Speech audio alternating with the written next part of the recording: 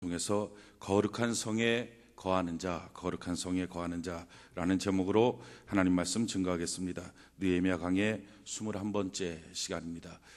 느헤미야의 주도 아래 이스라엘 백성들이 성의 감동을 받아서 합심을 해서 무너진 성벽들을 재건했습니다. 그리고 하나님과 언약을 맺고 이제 신앙생활 열심히 하겠습니다. 결심하고 불신 결혼하지 않습니다. 또 주일 성수하겠습니다. 11조 드리겠습니다. 헌물하겠습니다. 하면서 하나님과 거룩한 언약을 맺습니다. 그런데 오늘 11장에 와서 보니까 이렇게 거룩한 언약을 맺은 이스라엘 백성들이 거룩한 성, 그들이 세운 예루살렘에 거하기를 싫어하는 모습이 등장을 합니다. 우리의 모습도 이와 같습니다. 우리가 하나님 앞에 예수 그리스도를 믿음으로 우리의 영혼이 살고 난 다음에 신앙생활 열심히 하겠습니다. 주일 성수하겠습니다. 11조 드리겠습니다. 봉사하고 직분 감당하겠습니다. 헌신하겠습니다. 이와 같이 하나님 앞에 믿음으로 달려가지만 또 어느 때는 하나님, 저는요 여기까지만 할게요 라고 말할 때가 있습니다. 우리의 여기까지만이 어딥니까? 우리의 신앙생활에 더 이상 요구하는 거에서 부담스럽고, 하나님, 그러니까 저는요 더 이상은 못하겠어요. 여기까지만이에요 라고 말할 때가 있습니다. 이스라엘 백성들은 지금 다른 건 다 해도 거룩한 성에 거하는 것, 그건 우리가 못하겠습니다. 여기까지만입니다. 지금 그렇게 외치고 있는 광경이 등장합니다. 왜 이렇게 예루살렘에 거주하는 걸 싫어했을까? 이유는 예루살렘 성은 70년 동안 방치되어 있던 땅입니다. 그렇기 때문에 황폐한 곳이죠. 사람 살기가 매우 곤란한 곳입니다. 또 한 가지는 예루살렘 수도였기 때문에 이민족의 공격이 있으면 가장 먼저 공격받는 지역이 예루살렘입니다. 그러니까 다른 말로 바꾸면 살기 힘든 곳입니다. 그러니까 하나님, 다른 건 좀 해도요, 내 산업을 지키며 내 고향 땅에 살아도 예루살렘 성에는 살 수 없겠습니다 하는 여기까지만이 있었습니다. 우리 신앙생활도 우리가 갖고 있는 각각의 여기까지만이 있습니다. 더 이상 하나님이 요구하거든, 더 이상 내게 부담스럽거든, 저는 싫습니다, 이 정도 이상은 못하겠습니다 하는 게 있습니다. 그런데 그 여기까지만에 머물고 있으면 우리 평생의 삶을 통해서 그리스도를 본받아가는 삶이 장애받습니다. 거기서 멈춰서는 거예요. 더 이상 크지 않는 어린아이와 같은 모습으로 자라날 수밖에 없습니다. 우리의 인생이 평생에 걸쳐서 끊임없이 그리스도를 본받아 사는 삶을 살아야 되는데, 그것이 안 되는 이유는 우리가 갖고 있는 여기까지만이기 때문에 그렇습니다. 느헤미야는 그렇게 말하고 있는 이스라엘 백성들을 거룩한 성에 살게 만드는 거룩한 프로젝트를 세우게 됩니다. 우리도 마찬가지예요. 우리의 신앙이 성숙하려면 그냥 있으면 성숙이 안 됩니다. 우리의 신앙을 성숙하게 만드는, 예수 그리스도의 장성한 분량 이리까지 닮아가게 만드는 거룩한 프로젝트가 있어야 됩니다.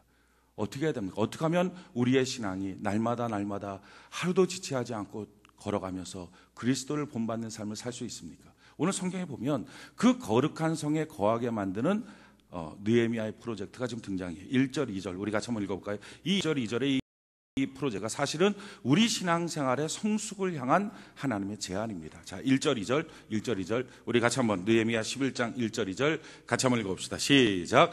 백성의 지도자들은 예루살렘에 거주하였고 그 남은 백성은 제비 뽑아 10분지 1은 거룩한 성 예루살렘에 거주하게 하고 그 10분지 9는 다른 성읍에 거주하게 하였으며 예루살렘에 거주하는 자를 자원하는 모든 자를 위하여 백성들이 복을 빌었느니라. 그러니까 이 거룩한 성에 거주하는 사람들의 종류가 세 종류가 있다는 거예요. 하나는 지도자들, 두 번째는 제비 뽑아 세워진 10분지 1, 또 하나는 2절에 보니까 그 예루살렘 성에 거주하기를 자원하는 사람들. 이 세 종류가 있어요. 우리 신앙생활의 성숙을 위해서도 이 세 가지의 프로젝트가 필요합니다.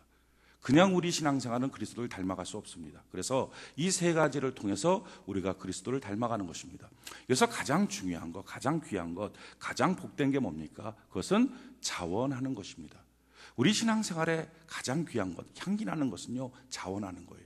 하나님의 성령의 감동이 있을 때, 예배 드릴 때, 말씀을 들을 때, 기도하면서 응답받을 때, 또는 큐티하면서 하나님의 말씀을 볼 때, 아, 그렇구나, 내가 이렇게 하나님의 말씀을 따라가야지 하고 자기 마음속에 성령 하나님이 주시는 그 감동을 따라서 자원하면서 봉사하고, 자원하면서 그리스도를 닮아가고, 자원하면서 자기의 욕심을 죽여가고, 이것처럼 아름다운 게 없어요. 이게 바로 향기 나는 하나님 앞에 제물이 되는 것입니다.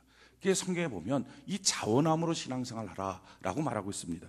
베드로전서 5장 2절로 4절에 보니까 너희 중에 있는 하나님의 양무리를 치되 억지로 하지 말고 하나님의 뜻을 따라 자원함으로 하며 거룩한 이득을 위하여 하지 말고 기꺼이 하며 맡은 자들에게 주장하는 자세로 하지 말고 양무리의 본이 되라. 그리하면 목자장이 나타나실 때에 시들지 아니하는 영광의 관을 얻으리라. 성경에 뭐라고 말합니까? 너희가 하나님의 양무리를 지대니까 하나님 안에서 봉사하고 섬기고 사역하고 또 직분을 감당할 때 억지로 하지 마라. 억지로 하는 것 그거 별로다. 자원함으로 하라. 그래서 하나님의 뜻을 따라 자원함. 우리 평생에 오늘이 바로 성령 강림절인데 2011년도 성령 강림절인데 성령 하나님으로 말미암아 감동받고 자원함으로 기쁨으로 자기의 마음이 하나님 앞에 쏟아들여져서 그렇게 신앙생활하는 거 이것보다 아름다운 게 없어요. 그러니까 자원함으로 신앙생활하고 또 더러운 이득을 따라서 하지 마라. 자기가 무엇인가 이득 볼 것 같으면 하고 아닌 것 같으면 포기하고 이렇게 하지 마라. 더러운 이득을 따라서 하지 말고 그리고 기꺼이 하며 맡은 자들에게 주장하는 자세로 하지 말고 손가락질하면서 너 이거 해, 너 저거 해. 그리고 자기는 꼼짝도 안 하고 아무것도 안 하고 이렇게 하지 말고 너 자신이 본이 되어가면서 신앙생활, 자원하는 마음으로 그렇게 신앙생활 하는 것이 좋다라고 말하고 있어요. 그러면 영광의 면류관을 하나님이 너에게 주신다 하는 것입니다. 우리가 자원하면서 신앙생활하면 이게 참 복이 있어요. 아름다워요. 우리 주변도요 자원하면서 신앙생활 하는 사람들 보면 참 아름답습니다. 오늘 2절에도 보니까 예루살렘에 거주하기를 자원하는 모든 자를 위하여 백성들이 복을 빌었다. 그러니까 자원하는 사람들을 위해서 복을 빌어주고 자원하는 사람들이 복받는 사람들이에요. 문제는 이겁니다. 이 자원함만을 갖고서는 신앙의 그리스도를 본받는 완전한 성숙에 이르지 못한다 하는 것입니다. 자원함이 가장 좋지만 자원함만 갖고서는 신앙의 성숙이 안 돼요. 왜냐하면 두 가지 이유 때문에. 첫 번째는요, 우리 안에는 죄성 때문이에요. 우리가 얼마나 이기적인지 몰라요. 우리가 얼마나 욕심이 많은지 몰라요. 요즘에 많이 사람들이 하고 있는 소셜 네트워크 시스템 SNS라고 하는 이 소셜 네트워크가 뭐 사람들 뭐 다 많은 사람들이 한다 그래요. 젊은이들이 많이 하고 있는데 그래갖고 뭐 이 트위터를 통해서 팔로워들이 있고 그래갖고 정보들이 실시간으로 같이 나누어지고 그래서 그 소셜 네트워크를 통해서 많은 사람들 심지어 얼굴을 모르는 사람들도 친분을 유지하고 서로 간에 소통함이 있고 그래서 국가적인 어떤 소통함 심지어는 정치권의 총선의 어떤 판세까지 바꾸는 그런 일들이 이런 소셜 네트워크를 통해서 이루어지고 있습니다. 이 인터넷의 어떤 혜택일 수 있죠. 근데 문제는 이겁니다. 이거의 폐해가 뭐냐면은 보고 싶은 것만 본다는 거예요. 듣고 싶은 것만 듣는다는 거예요. 말하고 싶은 것만 말한다는 거예요. 너무 쉽게 사람을 만나고 너무 쉽게 사람을 끊어버려요. 트위터로 만나니까. 제가 어저께인가 그저께인가 아마 TV를 보면서 요즘에 소셜 네트워크에 대해서 이제 그 연구 조사를 위해서 한 사람을 어떤 집에다가 CCTV 설치해 갖고 그 집에 그냥 있고 한 달 동안 있으면서 사람들은 못 만나고 그 핸드폰을 통해서 소셜 네트워크로만 그걸로만 사람들과 소통하는 거를 실험을 해봤어요. 근데 이 사람이 자기 자신은 원래 아주 행복한 개인주의자래요. 옆에 사람들이 있는 거 짜증나고 싫대요. 그러니까 그냥 이걸로 소통하는 것이 자기는 행복하다는 거예요. 그런데 이 사람이 열흘쯤 되니까 미쳐버리더라고요. 왜냐하면은 사람들이 다 보고 싶은 것만 보는 거예요. 정말 자기를 만나는 게 아니라 그 사람에 대해서 자기가 보고 싶은 것, 그 사람에 대해서 자기가 듣고 싶은 것, 그리고 자기가 말하고 싶은 것만 말하는 거예요. 요즘에 나는 가수다. 거기서 옥주연 소망교회 성도님인데 저는 볼 때 너무 예뻐요. 노래도 너무 잘하고 제 개인적인 느낌인지 모르겠지만 거기 나와 있는 가수들 중에서 가창력 제일 뛰어난 거, 제일 노래 잘하는 거예요. 근데 사람들이 막 얼마나 갖다가 욕을 하고 뭐 그렇게 아이돌 가수들이 뭐 거기 나오냐 별 욕을 다 하고. 근데 실질적인 정보를 통해서 하는 게 아니라 자기가 보고 싶은 것만. 혹시 여러분들 타진요라는 거 아십니까? 타진요라고 하는 사이트가 있다는데 타블로에게 진실을 요구합니다. 이게 타진요. 이게 뭐냐면은 타블로가 스탠포드 대학, 미국의 아주 최고의 대학이죠. 이 스탠포드 대학에서 3년 만에 학사 석사를 마친 거예요. 그러니까 어떻게 그거 맞출 수 있냐? 말이 안 된다. 아니 그 미국에서 말이 돼요. 우리나라에서는 안 되지만 우리나라에서는 호수가 있어서 딱딱 해야 되지만 미국에서는 된단 말이에요. 그게 공부를 안 해보니까 그냥 지 맘대로 질투심 때문에. 그래갖고 스탠포드 대학에서 뽑아갖고 교수가 맞다고 그러고 저 학생 내가 가르쳤다고 그러고 심지어는 거기 가서 강사로 한 거 동영상으로 보여주고 경찰들이 다 맞다고 해도 아니라는 거예요. 말도 안 된다는 거예요. 그러니까 보고 싶은 것만 보는 거예요. 말하고 싶은 것만 말하는 거예요. 이게 우리의 이기심이에요. 우리가요 하나님의 음성을 들을 때도요 나하고 의견이 안 맞으면 내 주장대로 사는 거예요. 그게 은혜로만은 안 되는 것이, 자원함만으로는 우리 신앙생활이 안 되는 것이, 어느 순간 우리의 죄성이 발휘되면, 우리 안에 있는 이기심과 욕심이 탁 나오면 하나님이 뭐라 그래도 소용없는 거예요. 그러니까 멈춰서 버리는 거예요. 더 이상 신앙에 성장이 없는 거예요. 또 한 가지, 자원함만 갖고서는 신앙생활이 안 되는 이유는 우리가 약해서 그래요. 작심삼일이라 그러지 않습니까? 성령의 감동을 받아요. 결심해요. 그러고 나서 하지만 얼마 안 돼서 뭔가 사건이 생기면, 어려움이 생기면, 상처를 받으면 힘들다는 거예요. 그만두고 싶다는 거예요. 이게 우리의 연약함이 있습니다. 이런 연약함, 이런 죄성들이 있기 때문에 우리 신앙생활을 성장시키기 위해서 끊임없이 그리스도를 본받아가는 삶을 위해서 두 번째 거룩한 프로젝트가 필요해요. 그게 오늘 본문에 나와 있는 거예요. 오늘 느헤미야 11장 1절 2절 같이 한번 볼까요? 느헤미야 11장 1절 2절 우리 다시 한번 읽어봅시다. 1절 2절 같이 한 목소리 시작. 백성의 지도자들은 예루살렘에 거주하였고 그 남은 백성은 제비 뽑아 10분지 1은 거룩한 성 예루살렘에 거주하게 하고 그 10분지 9는 다른 성읍에 거주하게 하였으며 예루살렘에 거주하기를 자원하는 모든 자를 위하여 백성들이 복을 빌었네요. 자 보십시오. 2절에 보니까 예루살렘에 거주하기를 자원하는 모든 사람들이 있어요. 그들을 위해서 복을 빌어줬습니다. 근데 그들보다 먼저 쓰여져 있는 사람이 누굽니까? 제비 뽑아 되어진 10분지 1. 이 사람들이에요. 이 사람들은요, 자기가 원했던 게 아니에요. 그러니까 제비 뽑아갖고 야 너 당첨돼서 너 여기 살아. 자기가 억지로 사는 거예요. 지금 원한 게 아니에요. 그러니까 몰려간 거죠. 교회 안에서도 누가 이거 할래? 가만히 고개 숙여 아무도 안 한다. 그럼 누가 해 막 얘기하다가 어느 날 어떤 사람이 그냥 몰아가요. 야, 이 사람 했으면 좋겠어요. 그럼 박수 칩시다. 억지로 하는 거예요. 억지로. 이 억지로 하는 일, 이 억지로 하는 사람들, 10분지 1 제비 뽑아되어 있는 이 사람들, 이걸 통해서 그리스도를 닮아가는 삶이 완성돼 가는 거예요. 우리 교회 사역도 보면요, 우리 교회 12월 달에 우리 전 성도들이 자기의 은사에 따라서 또 자기의 재능에 따라서 자기가 하고 싶은 마음에 따라서 자원함으로 사역 신청을 합니다. 사역 신청 전체를 해요. 그래서 그 사역 신청한 걸 갖고 1년 동안 우리가 사역을 하는 거예요. 다 자원함으로 하는 거죠. 근데 자원함으로 아닌 제비 뽑아 하는 것처럼 억지로 일부러 하는 사역이 있어요. 그게 뭐냐면 두 가지인데, 하나는 토요일 날 본당 청소, 예배당 청소하는 거예요. 우리 예배당이 크기 때문에 뭐 몇 명 사역자들 갖고서는 안 되죠. 그 또 봉사 신청한 사람 숫자만 갖고서는 안 돼요. 그러니까 이게 셀로 돌아가면서 하는 겁니다. 자기가 청소를 하기 좋든 싫든, 그때 바쁘든 안 바쁘든 자기 차례 되면 와서 해야 되는 거예요. 또 한 가지가 있어요. 식당 봉사하는 거. 셀이 돌아오면서 식당 봉사하거든요. 한 3개월에 한 번 정도 꼴로 이제 돌아오는데, 그 돌아올 땐 자기 이제 회비 내고 그래갖고 같이 음식 만들고 같이 먹는 거예요. 3개월에 한 번 정도. 나머지 주에는 그냥 가서 먹고 기쁨으로 먹고, 그리고 3개월에 한 번 정도는 그렇게 자기가 그냥 가서 먹었으니까 다른 사람들을 위해서 자기가 섬겨주는 있는 거예요. 그러니까 이게 억지로 하는 거예요. 자기가 뭐 음식 만드는 거 싫다 좋다, 뭐 회비 내기 싫다 좋다 상관없이 그냥 억지로 자기 차례 돌아오면 하는 거. 이런 것들을 통해서 교회 사역이 이루어지고 그리스도를 닮아가는 거예요. 성경에도 보면요, 하나님 앞에서 쓰임받았던 종류의 사람들이 두 종류의 사람이 있어요. 하나는 자원함으로 한 거예요. 근데 자원함보다도 성경에 보면 훨씬 더 많은 사람들이 억지로 한 거예요. 이 억지로 한 사람을 성경은 뭐라고 말하느냐, 하나님이 부르신 사람이라는 거예요. 부른 게 뭡니까? 가만히 있었어요. 아무 생각 없어요. 근데 하나님이 야 너 와서 이거 해. 너 와서 이거 해. 그러니까 억지로 싫어. 그래도 너 와서 해. 하고 한 것. 이게 억지로 한 것. 이게 부르신 사람들이에요. 성경에 보면 대표적으로 그냥 자원함으로 했던 사람 중에 한 사람이 바로 다윗입니다. 그런 골리앗이 막 외치는 소리를 듣고, 야 어떻게 믿지 않는 할례받지 못한 백성이 하나님의 백성을 내가 저렇게 모욕하냐, 내가 나가서 저를 죽이리라 하고 뛰쳐나가서 물맷돌로 쳐서 죽였어요. 하나님이 봤을 때, 야 너가 참 내 마음에 든다. 자원함으로 한 거예요. 근데 다윗 같은 사람은 자원함으로 하나님께 쓰임 받았지만 그렇지 않은 경우가 있어요. 대표적인 인물이 누구예요? 모세예요. 모세를 통해서 200만 이스라엘 백성을 애굽 땅에서 건져내거든요. 그럴 때 하나님이 어떻게 하시느냐, 모세를 호렙산 떨기나무 불 붙은 데서 부르세요.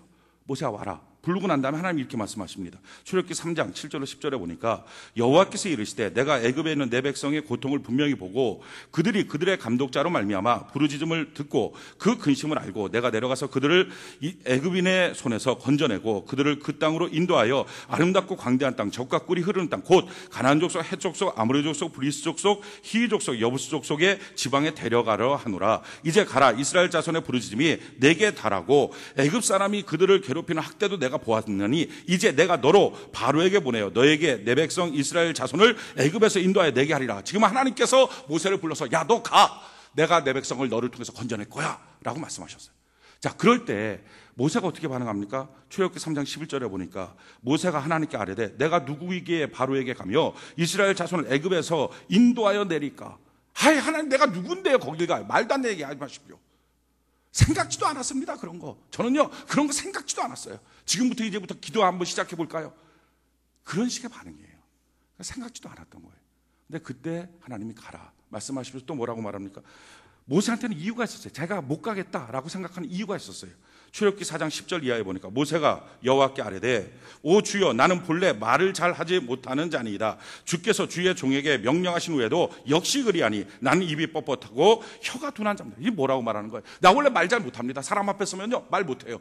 지도자가 말을 해야 되는데 말을 못합니다. 그런데요 은근히 하나님 앞에 핑계대는 거죠. 하나님이 나한테 가라고 하시고 난 다음에도 보니까 여전히 나는 말을 못하는데요. 이게 무슨 말이에요? 가라고 했으면 능력을 줘야지, 말 잘하게 해야지, 내 핸디캡을 바꿔줘야지. 하나도 안 바꿔주면서 무조건 미만시킵니까? 내 삶의 어려운 부분을 하나님이 좀 고쳐줘야지, 그래야지 나도 편한 마음으로 일하지. 하나도 안 바꿔주면서 하나님 일만 하라 그럽니까? 그리스도만 닮아가라 그럽니까? 물질 문제도 해결 안 되고 가정도 자녀도 해결도 안 시켜주면서 하나님 어떻게 그럴 수 있습니까? 라고 하면서 은근히 하나님 앞에 원망하는 거죠.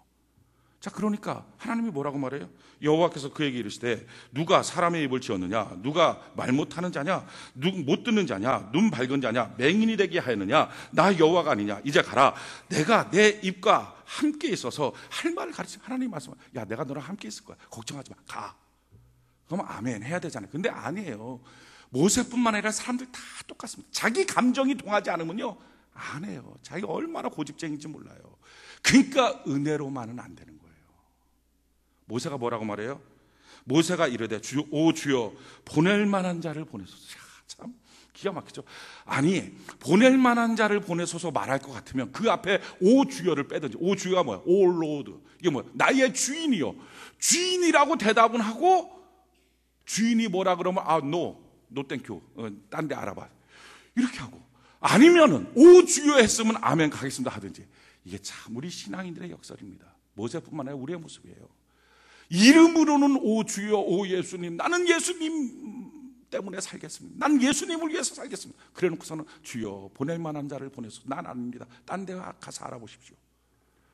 하나님이 어떻게 해요? 여호와께서 모세를 향하여 노하시며 이르시되, 화가 나가고 야 가! 안 가면 하나님 앞에 맞아줄 것 같아요. 예 알겠습니다. 이제 걸어가는 거예요. 여러분, 모세뿐만이 아니에요. 이사야도 마찬가지예요. 성전에서 기도하다가 하나님을 만났어요. 하나님 만나니까 하나님이 내 백성 앞에 누가 보냈고, 그랬더니 모세가 이렇게 이사야에게 이렇게 말해요. 주여, 나는 입술이 범죄한 사람입니다. 이게 무슨 말이에요? 하나님, 나는 거짓말 잘해요. 그러니까 나 보내면 나를 보내면 내가 거짓말 잘하는데 가서 뻥치고 다니면 어떡합니까? 나 안 돼요. 그때 하나님이 어떻게 해요? 재단에 숯불을 갖다가 입술을 지져버려요. 그리고 가라 그래. 대단하죠. 예레미야는 하나님이 가라 그랬더니 뭐라? 나는 어린아이예요. 하나님, 나는요 사람 앞에서 덜덜덜 떨어요. 소심해서 말도 안 돼. 하나님 뭐라? 내가 너를 나라를 무너뜨릴 수 있는 권능을 주겠다. 가라. 보내버려요. 성경에 보면요 자원함으로 하는 사람도 있지만 훨씬 더 많은 사람들이 하나님이 부르신 자예요. 우리도 마찬가지 아닙니까? 우리 예수님 자원함으로 믿었습니까? 아니에요. 어느 날 어떤 사건, 어떤 일 때문에 누군가의 전도자를 통해서 부르심을 받은 거예요. 신약도 마찬가지입니다. 예수님이 제자들을 모을 때 안드레 같은 사람은 자원했어요.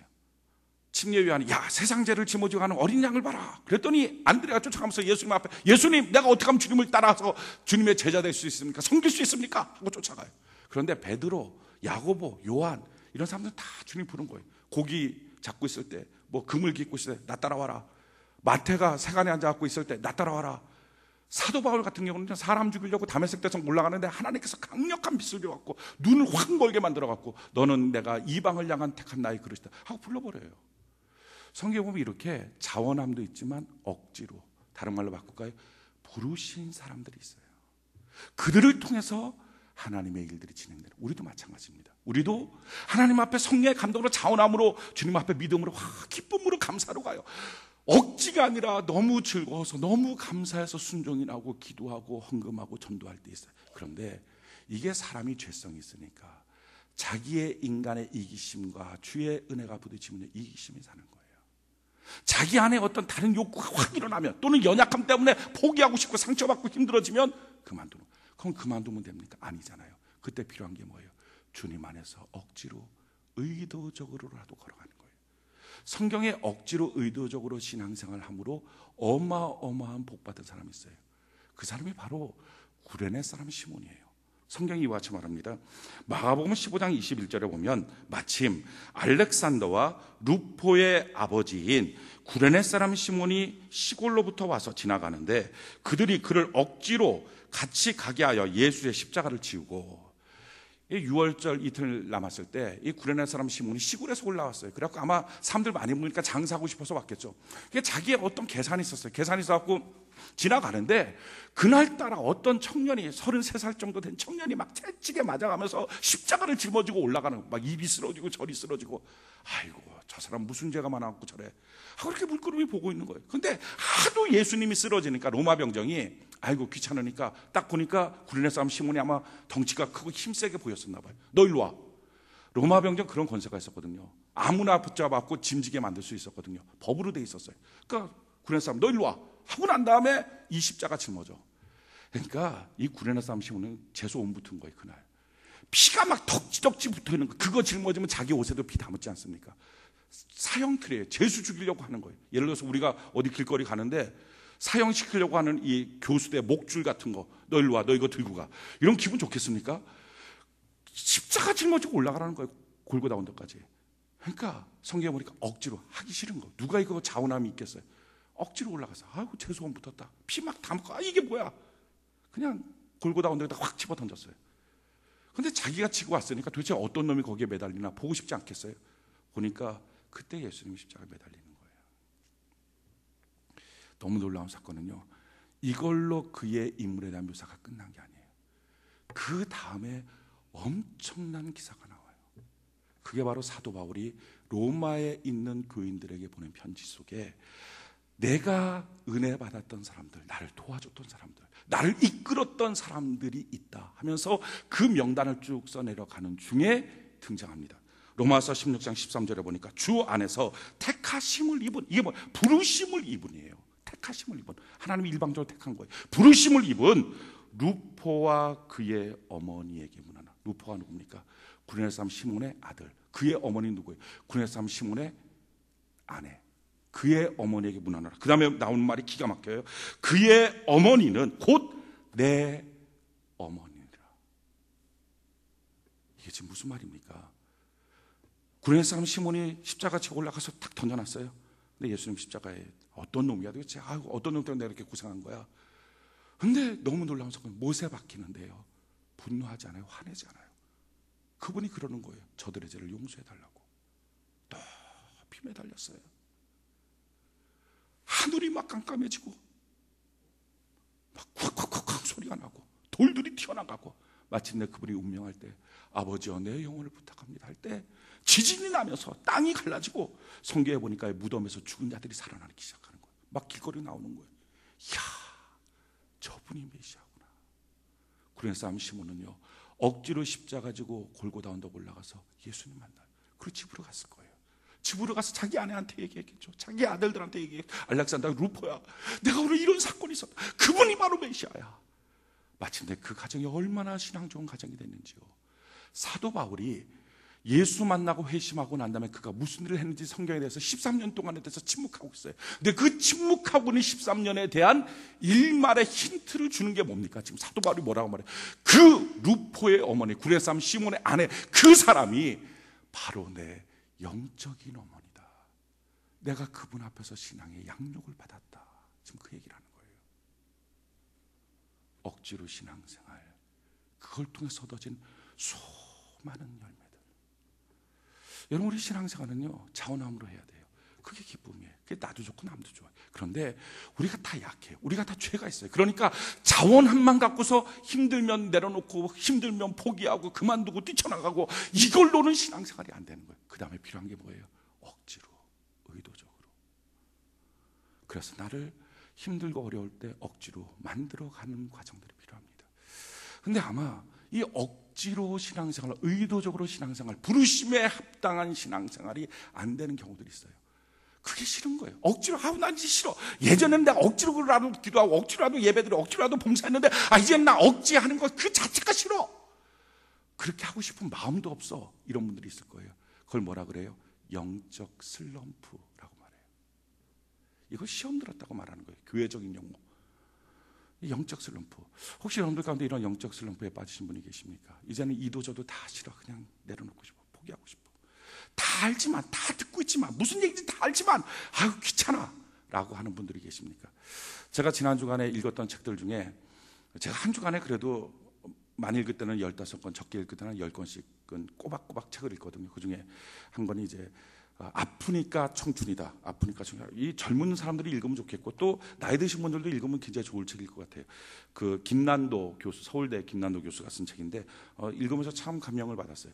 근데 거기 보면 슬럼프에 빠진 그대에게 보낸 편지가 있습니다. 거기를 제가 대충 요약을 해서 제가 읽어드릴게요. 이분이 예수 안 믿는 사람이기 때문에 세상적인 용어들이 나오지만 그걸 좀 이해를 해주시기 바랍니다.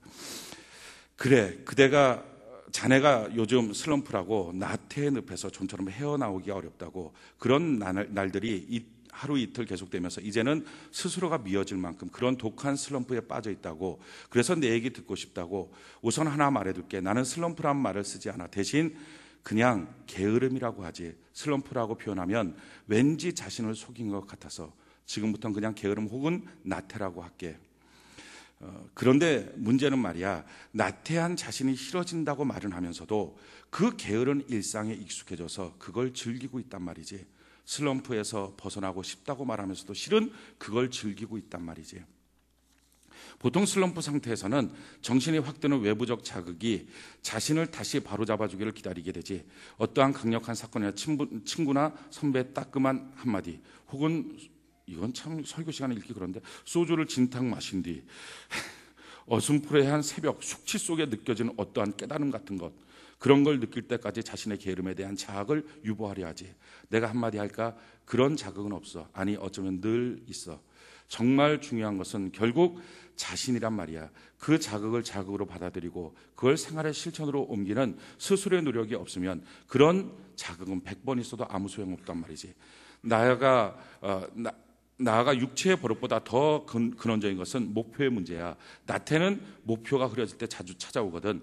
선생님 같은 나이에 무슨 새로운 목표가 있겠니? 내 목표란 좋은 선생 그리고 좋은 학자가 되는 건데, 그 좋은이라는 거에 무척 애매하거든. 목표는 원대할수록 좋지만 너무 멀면 동인이 되기 힘들어.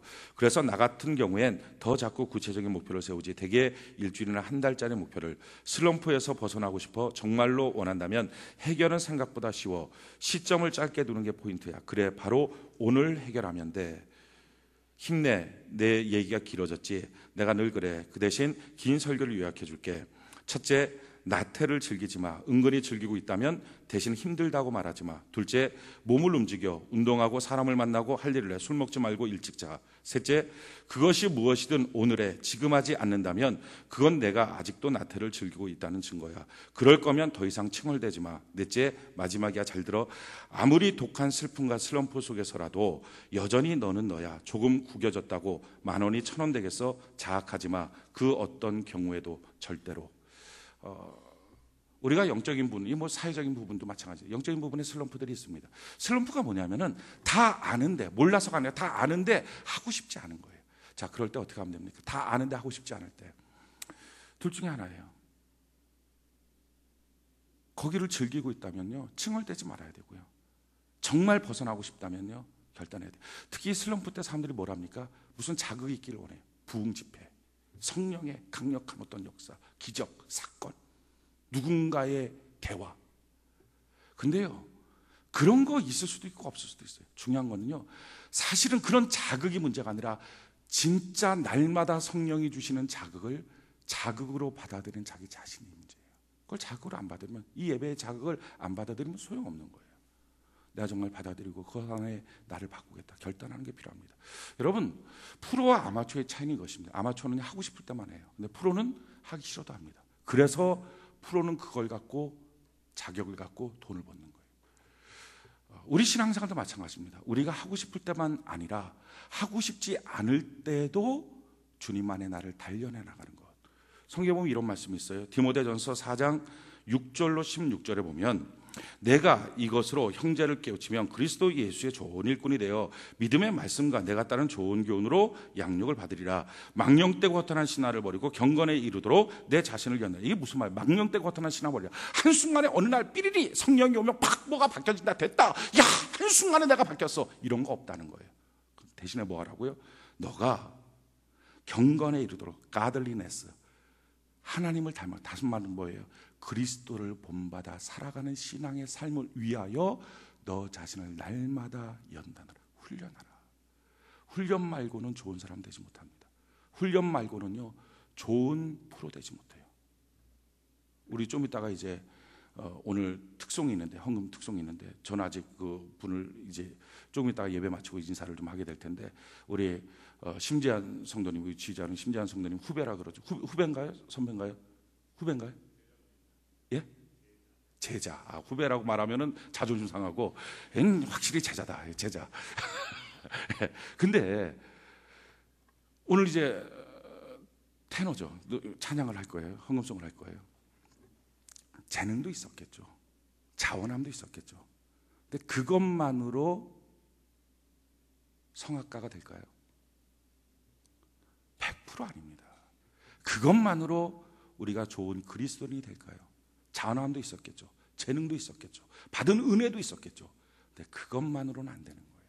나를 훈련하고 단련하는 것. 이게 신앙생활에 꼭 필요합니다. 미쁘다 이 말이요 모든 사람이 받을 만하도다.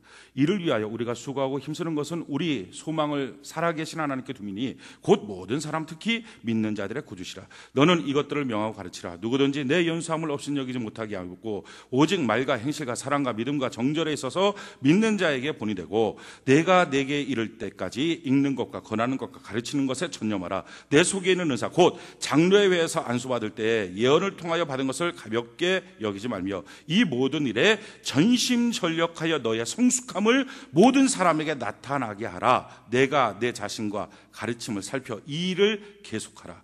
이것을 행함으로 내 자신과 내게 듣는 자를 구원하리라. 계속 꾸준히 하는 것. 이게 신앙생활이 얼마나 귀한 역사인지 모릅니다. 이게 우리 신앙생활은요 이렇게 자원하는 것, 기쁨을 하는 것과 어느 때 억지로 의도적으로 훈련받으면서 그렇게 하는 이 두 가지가 항상 있는 거예요. 이 두 가지를 갖고 우리의 신앙의 리듬을 맞춰가서 그래서 우리 신앙생활 하는 거예요. 어떤 사람들이 이런 얘기 많이 해요. 말씀 따라 산다. 기도의 응답 따라 산다. 자, 만약에 내 생각과 내가 지금만 꿈꿔왔던 모든 것들과 그날 말씀이 딱 맞아요. 딱 맞으면 구태여 거기다가 말씀 따라 산다. 붙일 이유가 뭐가 있습니까? 그냥 그렇게 꿈꿔왔는데 오늘 하나님이 그렇게 허락하시네. 아유, 감사하네. 하고 되면 되는 거예요. 근데 말씀 따라 산다라고 구태여 붙이려면 뭐가 돼야 돼요?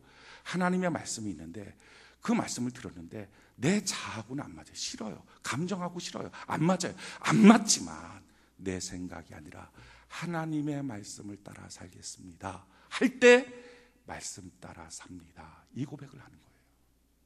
기도의 응답 따라 살겠습니다 하는 고백을 하는 거예요. 이게 훈련이에요. 이게 프로가 되는 거예요.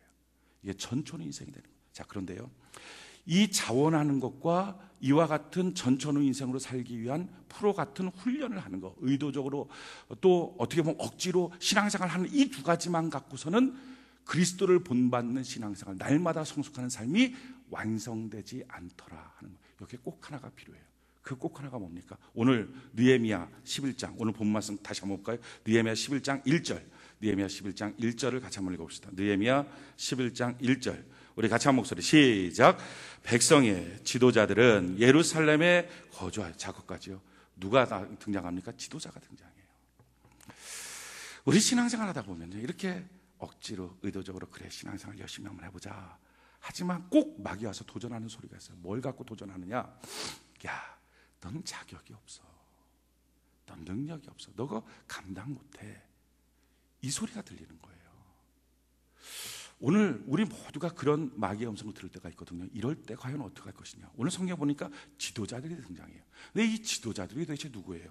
우리 3절 같이 한번 볼까요? 3절, 느헤미야 11장 3절. 이스라엘과 제사장들과 레위 사람들과 느디림 사람들과 솔로몬의 신하들의 자손은 유다 여러 성읍에서 각각 자기 성읍 자기 기업에 거주하였느니라. 예루살렘에 거주한 그 지방의 지도자들은 이러하니 하면서 지도자들이 누군지를 설명하고 있습니다. 그 지도자들이 누구예요? 우리 4절 같이 한번 읽어볼까요? 4절 느헤미야 11장 4절 같이 한 목소리 시작. 예루살렘에 거주하는 자는 유다 자손과 베냐민 자손 몇 명이라. 유다 자손 중에는 베레스 자손 아디아이니 그는 우시아의 아들이요. 작곡까지요.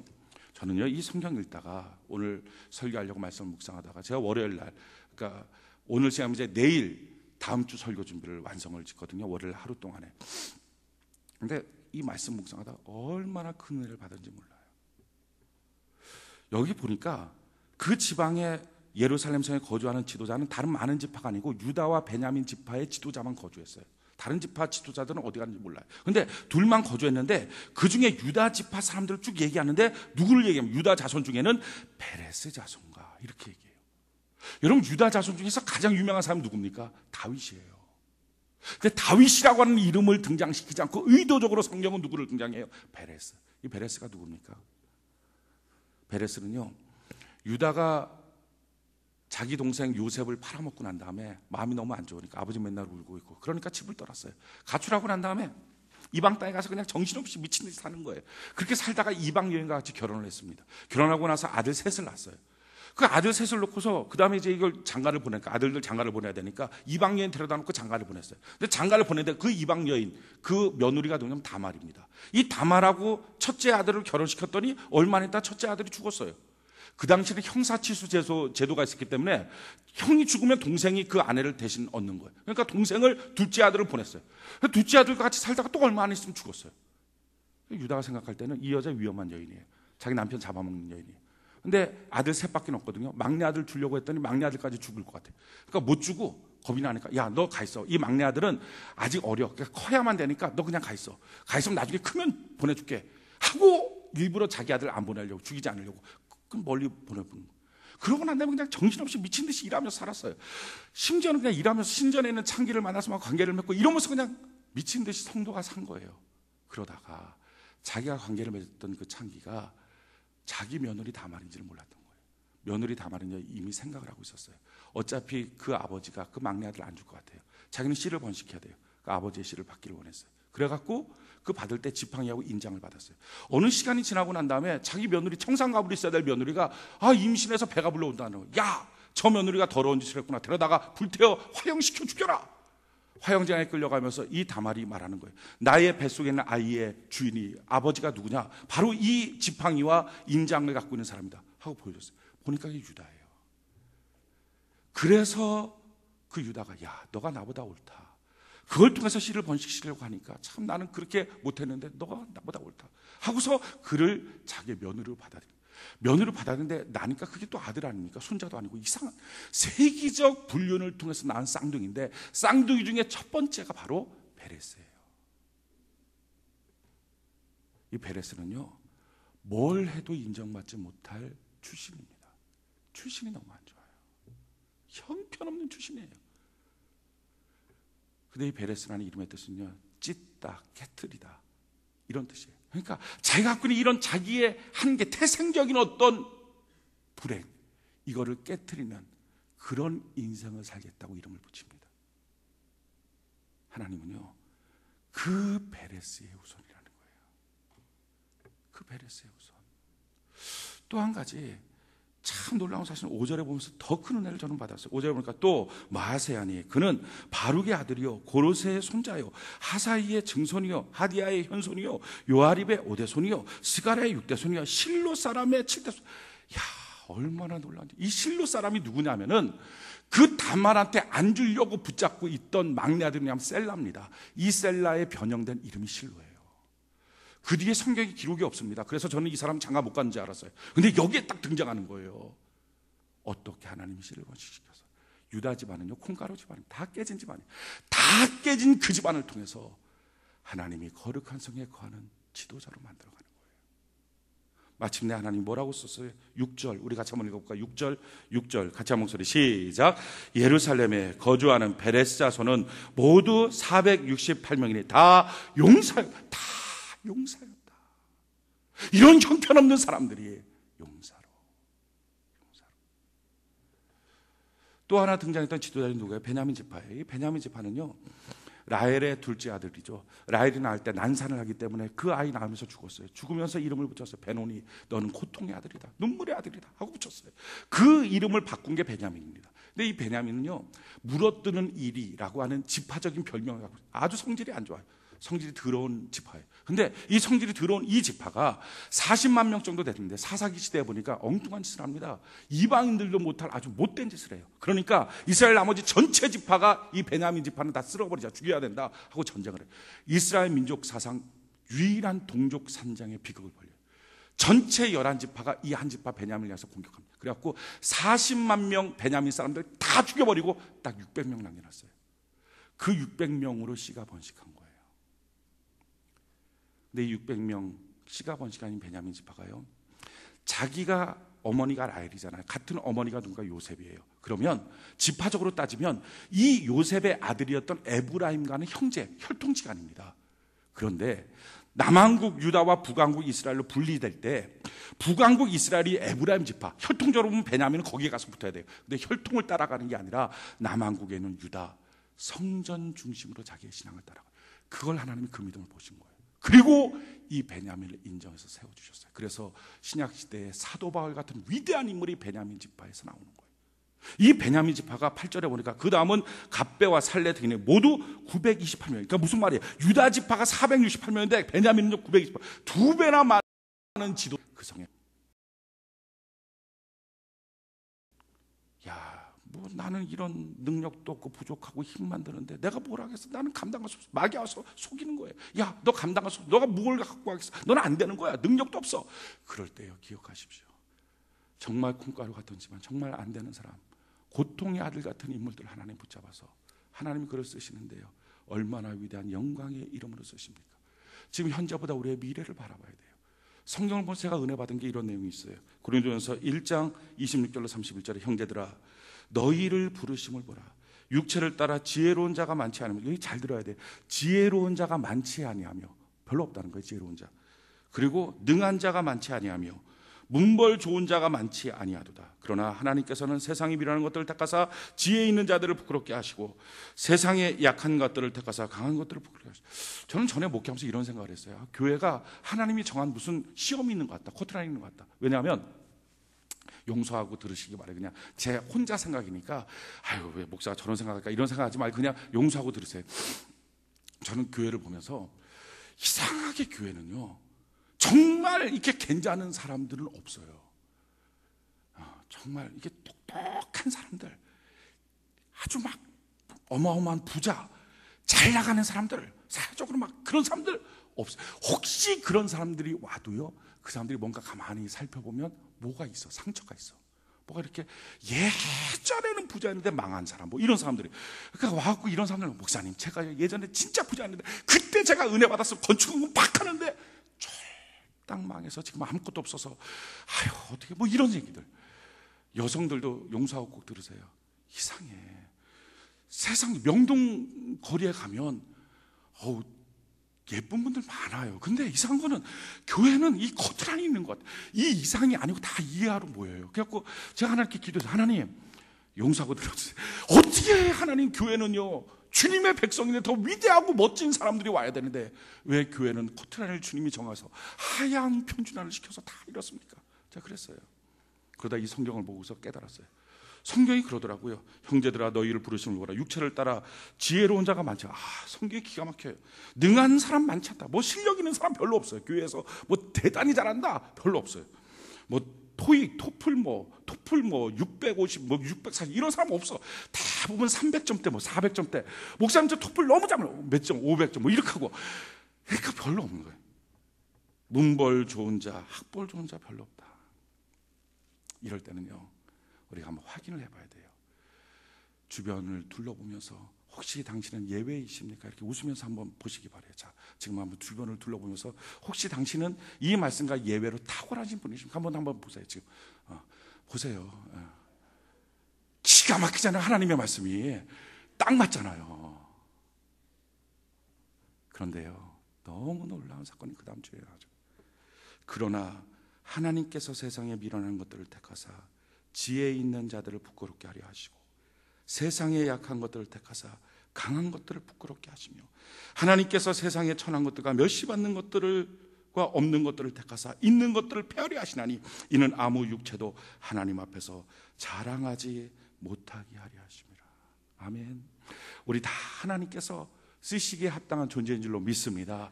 저는 그래서 그 다음부터 그런 게 있어요. 하나님, 그러니까 하나님 저를 쓰셔야 돼요. 저처럼 부족한 거, 저처럼 능력 없는 거. 그래야 주님이 얼마나 능력이 있는지 나타날 수 있지 않습니까? 하나님 쓰시기에 딱 맞는 사람이 바로 저예요. 우리 모두 그런 사람들 아닙니까? 제가 연예인 중에서 제일 좋아하는 한 사람이 있어요. 강호동이에요. 강호동. 첫째, 저랑 닮았기 때문에 제가 볼 때 제가 가끔 TV 속에서 뛰어노는 것 같은 느낌을 받아요. 비슷해요. 또 한 가지는요, 몇 년 전에 강호동이 인터뷰를 했는데 그게 너무 감동적이었어요. 그때부터 강호동이 좋은 거예요. 저는 유재석과 강호동 둘 중에서는 강호동이 월등히 저는 좋아요. 물론 이제 유재석과 관련되신 분들이 왔다면 뭐 자기 의견대로 자기대로 사세요. 근데 아무튼 저는 강호동이 좋다. 왜냐하면 이 사람이 몇 년 전에 인터뷰를 했는데 이런 인터뷰를 했어요. 그때 당시 유재석, 강호동과 같이 MC 1위를 하는 때였는데 인터뷰를 했고 어떠냐 그랬더니 강호동이 했던 말이 이거예요. 저는요 대학을 못 나온 사람입니다. 대학교 안 나온 사람이에요. 저는요 대학을 못 나온 사람입니다. 그래서 못 배웠습니다. 그런데 못 배운 자의 축복이 뭔지 아십니까? 못 배웠기 때문에, 저는 모르기 때문에 고집이 없습니다. 나라고 하는 사람을 백지와 같이 PD 앞에 내어놓으면 PD분과 작가분이 나를 기가 막히게 아름답게 만들어줍니다.